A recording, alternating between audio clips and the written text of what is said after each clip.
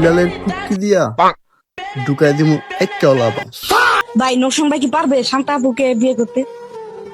না, পারবে না। কেন? নোশনের মনিটাইজেশন নাই। তোমার মনিটাইজেশন আছে আজকে? হ্যাঁ ভাই তুমি পারবে। আমি পারবো। টাকার কাছে মেয়েরা না, মাগিরা বিক্রি হয়। মেয়েদের সম্মান করতেছি, আর নয়তো জুতা দিয়া বাইরে তুমি এদিক থেকে সেদিক।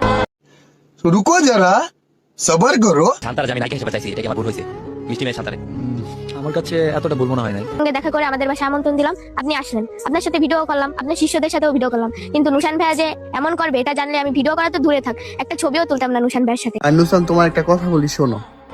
তোমার আম্মুরে কিনা দিছিলাম শাড়ি গয়না, সাথে দিছিলাম আটা, বিনিময়ে 2 ইঞ্চি জায়গা দিছিল, তাও আবার ফাটা ফাটা জায়গায় পানি ছিল। মাছ ছেড়েছি আমি, সেইখান থেকে জন্ম নিয়েছো নুসান ছেলে তুমি। ওই দেখা যায় অনেক গরু মাঠে খাচ্ছে ঘাস, তোমার গরু বিল্লালের কুটকি দিয়া ঢুকাই দিমু একটা লাবাস।